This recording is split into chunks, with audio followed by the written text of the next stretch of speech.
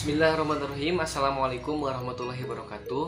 Alhamdulillahirrahmanirrahim. Wassalatu wassalamu ala asrofil anbiya wal mursalin wa ala alihi wa sahbihi ajmain amma ba'du. Alhamdulillah, pada kesempatan kali ini dalam memenuhi tugas kelompok mata kuliah Fikih Muamalah dosen pengampu Pak Irwan Fauzi Ridwan MSy, insya Allah kelompok kami akan membahas tentang wakalah dalam perspektif fikih dan ekonomi. Baik, sebagai makhluk sosial, manusia tidak luput dengan namanya pekerjaan. Tentu tidak mungkin manusia mengerjakan semua urusannya dengan sendiri. Maka dalam mencapai suatu tujuan tersebut, manusia membutuhkan pihak lain untuk mewakilkannya urusan tersebut. Dalam ilmu fikih, praktek tersebut dinamakan dengan akad wakalah, di mana pelimpahan kekuasaan dari pihak satu kepada pihak lain dalam pekerjaan-pekerjaan yang bisa diwakilkan. Disadari atau tidak, manusia sering melakukan praktek wakalah dimanapun dan dalam kondisi apapun manusia beraktivitas. Baik, kita masuk ke pembahasan pertama dalam pengertian wakalah. Wakalah secara etimologi yang berarti al-hifz atau pemeliharaan, al-tafwid penyerahan, pendelegasian atau pemberian mandat. Sedangkan secara terminologi, wakalah adalah pemberian kewenangan atau kekuasaan kepada pihak lain tentang apa yang harus dilakukan, dan ia secara syar'i menjadi pengganti pemberi mandat tersebut dalam batas waktu yang ditentukan. Para ulama memberikan pengertian wakalah yang beragam, yaitu diantaranya ulama Malikiyah, ulama Syafi'iyah, dan Hanabilah, bahwa wakalah adalah seseorang menyerahkan sesuatu kepada orang lain untuk dikerjakan ketika hidupnya. Jadi wakalah itu intinya penyerahan pekerjaan dari pihak satu kepada pihak lain untuk diwakilkan dan untuk dikerjakan selama masa hidupnya. Pembahasan kedua yaitu tentang dasar hukum wakalah. Dasar hukum wakalah terdapat dalam surah Al-Maidah ayat 2 yang berbunyi, A'udzubillahi minasyaitonirrajim, Bismillahirrahmanirrahim, wa ta'awanu 'alal birri wat taqwa wa la ta'awanu 'alal ismi wal 'udwan, yang artinya, dan tolong menolonglah kamu dalam kebaikan dan takwa, dan jangan tolong menolonglah kamu dalam dosa dan permusuhan. Bertakwalah kepada Allah, sungguhnya siksa Allah sangatlah berat. Wakalah terdapat rukun yang harus wajib kita penuhi. Di antaranya ada 4 rukun, yaitu yang pertama wakil atau orang yang mewakil, 2 mewakil atau orang yang mewakilkan, yang ketiga muwakkal fih atau sesuatu yang diwakilkan, dan yang keempat sigot atau ijab qabul. Nah, di antara semua rukun tersebut harus kita penuhi. Jika tidak, akan cacat atau tidak sah dalam mewakilkan suatu pekerjaan tersebut. Bentuk-bentuk wakalah. Adapun bentuk-bentuknya dalam KHS pasal 456 dijelaskan bahwa transaksi pemberian kuasa dapat dilakukan dengan mutlak dan atau terbatas. Ialah yang pertama wakalah muqayyadah, yang kedua wakalah mutlaqah atau mutlak, dan yang ketiga al-wakalah al-ammah. Perbedaan wakalah dapat dibedakan menjadi 2, yaitu wakalah disertai upah atau imbalan. Yang kedua wakalah tanpa upah atau bisa disebut wakalatu bighairi ujrin. Kedua jenis wakalah ini diperbolehkan, namun dalam wakalah jenis pertama berlaku ketentuan ijarah. Nilai yang terkandung dalam wakalah ialah al-muawanat atau pertolongan dan al-musyarakat atau kerjasama. Wakalah dalam hukum Islam bukan perkara baru. Hal ini dikatakan bukan tanpa alasan, bahwa Allah telah menetapkan manusia untuk menjadi wakil bumi. Jadi dari mulai Nabi Adam sampai Nabi Muhammad adalah wakil atau utusan Allah Subhanahu wa Ta'ala. Saya akan melanjutkan presentasi dari teman-teman saya tentang wakalah. Bagian ke-7, hak dan kewajiban dalam wakalah. 1. KUHP Perdata bab 16 pasal 1792. Hak dan kewajiban. A. Kewajiban penerimaan kuasa. Yang pertama, wajib melaksanakan kuasanya dan bertanggung jawab atas segala biaya dan kerugian yang timbul.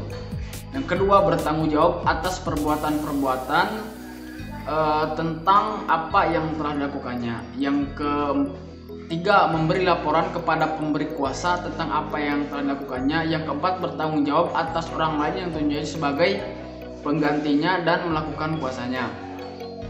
8. Hak dan kewajiban. Yang pertama, wajib mengembalikan biaya yang telah dikeluarkan oleh penerima kuasa untuk melaksanakan kuasanya. Yang kedua, memberi ganti rugi atas kerugian-kerugian yang telah dialami. Yang ketiga, memberikan upah kepada penerima kuasa atas jasanya. 9.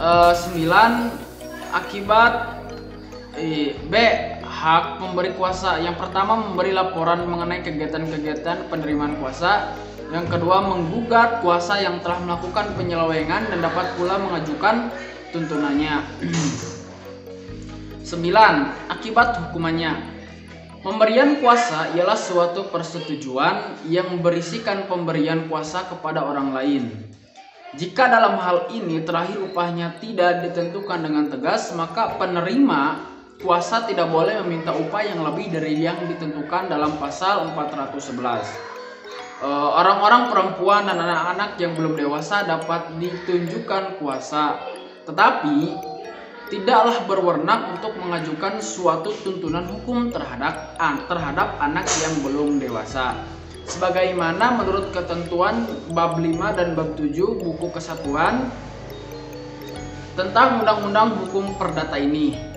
Pemberi kuasa dapat mengajukan secara langsung orang yang penerimaan kuasa telah melakukan perbuatan dalam kedudukannya dan pula dapat mengajukan tuntunannya kepada untuk memenuhi persetujuan yang telah dibuat. Bismillahirrahmanirrahim. Tujuan adanya wakalah. Pada hakikatnya, wakalah merupakan pemberian dan pemeliharaan amanat. Oleh karena itu, baik muwakil atau orang yang mewakilkan dan wakil orang yang mewakili yang telah bekerja sama atau kontrak. Keduanya wajib untuk menjalankan hak dan kewajiban, saling percaya dan menghilangkan sifat curiga dan berburuk sangka. Ada 4 wakalah yang dilarang oleh Islam, yaitu al-wakalah yang mengandung perjudian, al-wakalah yang mengandung penipuan, al-wakalah yang mengandung kezoliman, yaitu hal-hal yang boleh diwakilkan. Berhentinya akad wakalah bisa terjadi karena beberapa hal diantaranya, yaitu yang pertama, salah satu pihak meninggal dunia, yang kedua, telah berakhirnya atau telah sempurnanya aktivitas atau urusan yang diwakilkan, yang ketiga, jika wakil memberhentikan wakilnya, hal ini terjadi dalam kondisi apapun sekalipun tanpa adanya kesalahan dari wakil. Yang terakhir yaitu hal-hal yang boleh diwakilkan. Hal-hal yang boleh diwakilkan antara lain yaitu yang pertama, objek mestilah sesuatu yang bisa diwakilkan kepada orang lain seperti jual beli, pemberian upah, dan sejenisnya yang memang berada dalam kekuasaan pihak yang memberikan kuasa. Bismillahirrahmanirrahim. Selanjutnya, menetapkan wakalah dalam bank syariah. Bank syariah dapat memberikan jasa wakalah, yaitu sebagai wakil dari nasabah sebagai pemberi kuasa, yaitu muwakil. Untuk melakukan sesuatu adalah taukil. Contoh, bank dapat menjadi wakil untuk melakukan pembayaran tagihan listrik atau telepon kepada perusahaan listrik atau telepon. Selanjutnya, wakalah dan implementasi dalam produk pembiayaan perbankan syariah. Menurut perbankan syariah, muwakil adalah para pemegang surat berharga yang mewakilkan kepada bank sebagai wakil untuk mengurus kepentingan mereka. Jadi, jika perbankan dalam usahanya menggolongkan dana simpanan nasabah, maka perbankan mendapat fee dari semua transaksi karena perbankan bertindak sebagai wakil dan yang menjadi muwakil adalah nasabah.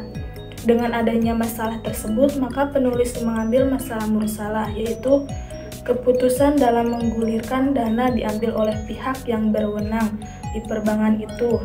Selanjutnya, hikmah wakalah. Poin 1, mengajarkan prinsip tolong-menolong antara satu dengan yang lainnya untuk tujuan kebaikan, bukan untuk kejahatan atau kemaksiatan. 2, mengajarkan kepada manusia untuk merenungi bahwa hidup ini tidak sempurna. 3. Memberikan kesempatan bagi orang lain untuk melakukan sesuatu sehingga mengurangi pengangguran. 4. Dalam akad wakalah akan melahirkan silaturahim dan memupuk persaudaraan. Sekian dari kami, mohon maaf bila ada kata-kata salah. Wassalamualaikum warahmatullahi wabarakatuh.